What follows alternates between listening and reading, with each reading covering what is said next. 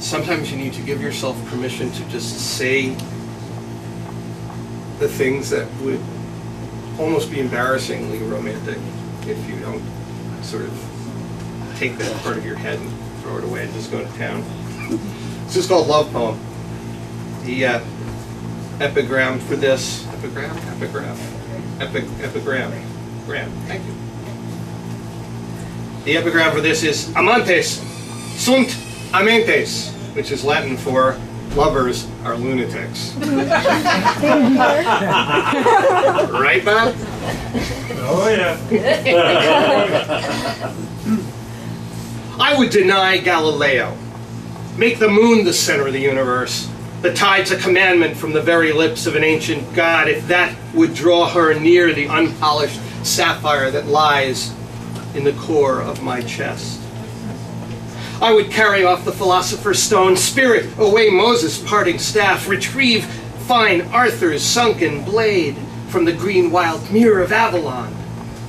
If that, or all good magic, could sway a heart open, free from echoed scraping, pains on by, from eyes that carve a thirst in flesh and never offer safety. I would walk or crawl or be carried from hither to yon and twice back again. Stride, as our parents swore they did, uphill both ways in 90-degree heat through snow up to here. I would supplicate, I would bow, take up workman's tool and pen, construct a home, a world, a universe of adoration. But I can no more build a noble love by force of will than I might create a precious stone by squeezing charcoal in my hand. She will no more be possessed than one might possess a mountain or a sunrise, an earthquake, or the moon.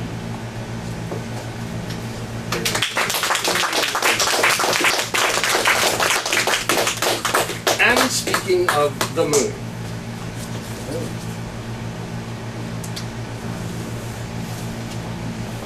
in astrology, there is something called the moon, or a planet being in transit. I honestly don't know exactly what that means when it comes to planets, but the metaphor value of that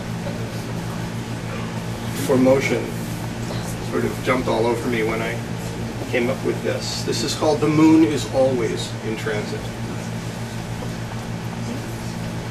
The moon is always in transit, becoming a center of some pale universe, a jewel descending, revolving, whispering motion across a cold, dark sky, amid a smattering of close and distant stars, tugging with conviction at the enclosed sea of the human body.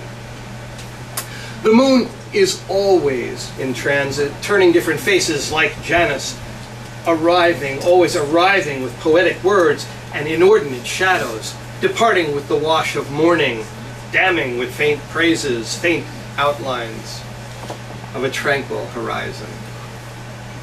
The moon is always in transit, curving, lithe, and restless, soft and round as the world of sensuous flesh and wickedness, preferring scent and sensibility, bewitched by flowing lines of force that trump the insignificant male brain, with visions of envelopment and bliss.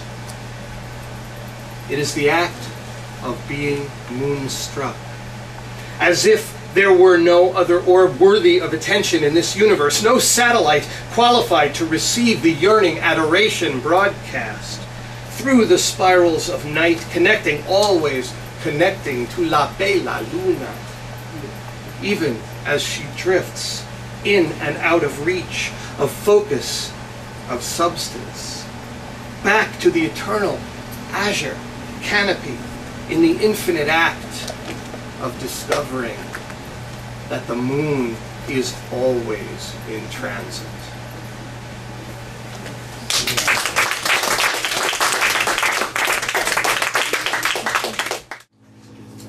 This one is brand new. This is not in this book. This is a sort of little romantic ditty that I just created actually the other day.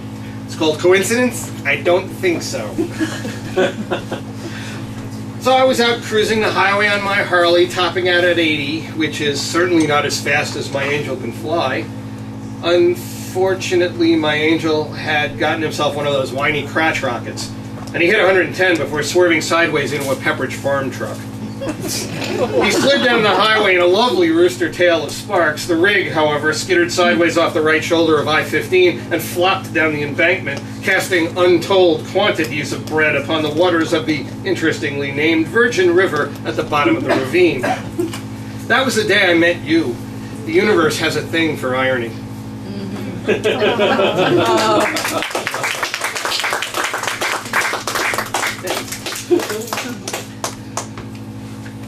There's only so much serious stuff I can do where it's like, okay, we're time to get loose.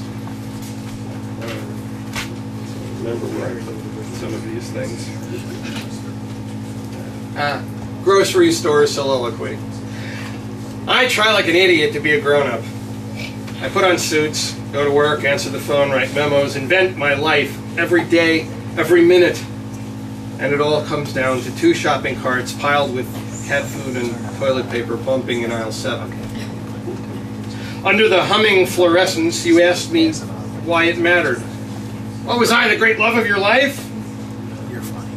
We were on different planets, right there in the frozen food aisle. Yes. Damn it. Yes.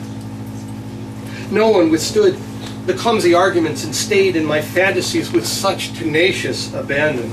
No one could steal the memory of my mother's mask of perfection face and throw it tarnished back in mine. I wanted to cry, scream, tear out my hair, spit, hiss, growl, and claw my eyes out because they cared that I saw you.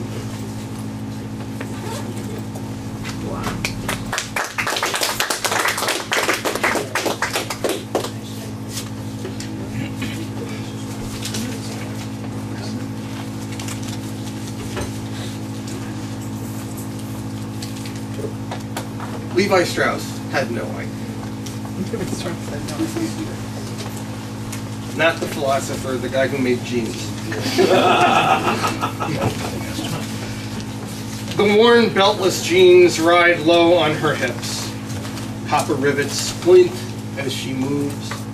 Above the seam an inch or so of skin, pale, warm, soft, inviting, she is a woman. I would kneel before her and gently plant worthy of worship kisses around the globe of her belly, circumnavigating her equator with a depth of joy unknown since Magellan. You see, I am not too old to raise my flag and swear allegiance to warm flesh.